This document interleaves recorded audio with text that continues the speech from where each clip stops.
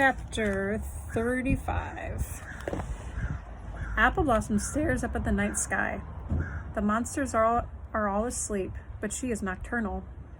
She shuts her eyes and her mind wanders. She hears her mother's voice, so far away, yet so present and distinctive, calling her name.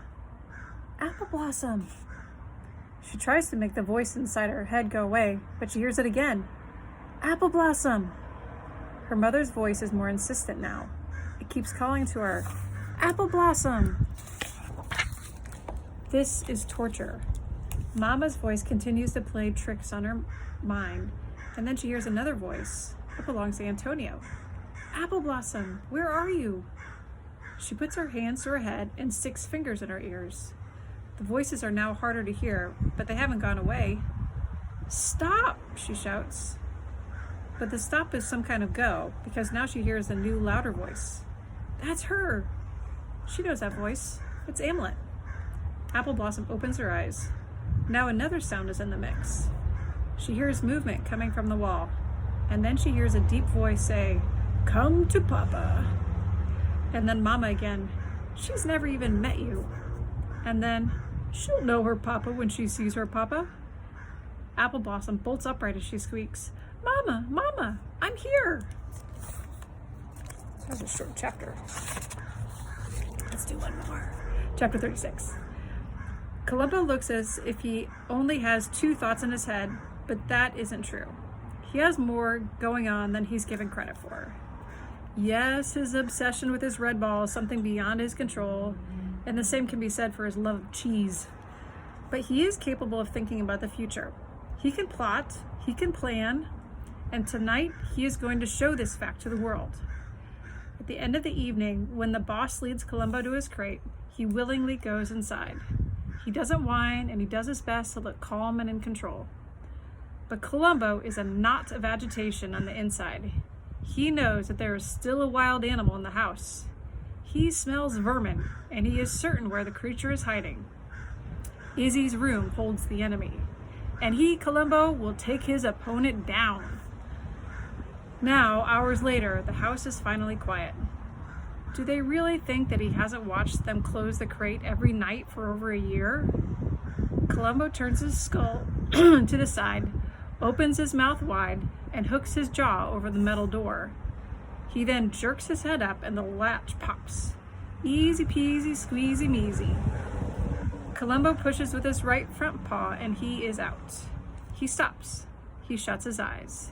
He must exercise real self-control because there is a loaf of bread on the kitchen counter and a box of stale crackers also within reach. It would be easy to get these things. But he is on a mission, and that means the food will have to wait. Something bigger clouds his obsessive-compulsive brain. The wild creature. He knows it's a possum, and now this possum has made a big, big, big mistake. It's in his territory. It's on his playing field. It's about to meet the enemy. The door to Izzy's room is closed, but that isn't a problem either. There is no lock on this door. The knob is nothing that a large mouth and a good grip can't handle. Grabbing the red ball in the yard isn't just fun and games. His lips are rubbery and his grip is firm because of practicing on that beautiful round object. Check out that picture. He clamps down. He thinks of the red ball. He turns his head, and he is in. He sees Izzy in her bed, asleep. The room smells of grapes and cheese and sesame crackers. It's a distraction. There may be a few crumbs from these crackers and maybe a bit of the cheese. The cheese. Who cares about a grape? It is nothing to him. But the cheese stands alone. Every dog knows that. Move on, focus.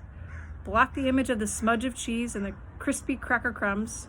Don't think about the bread on the counter. Forget the red ball out in the grass waiting. Concentrate on the enemy. Inhale, exhale. Do it again. The room smells of a wild creature. He holds his nose high. The scent is everywhere.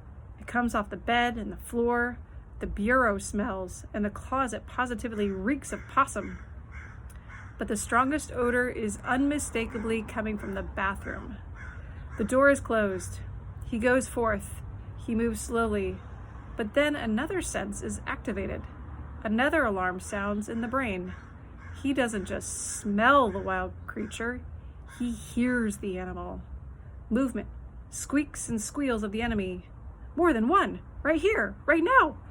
Every muscle in his body is activated with one goal in mind. Attack! I will stop there. But hey friends, when it said the cheese stands alone, did that remind you of another book we read? See you next time.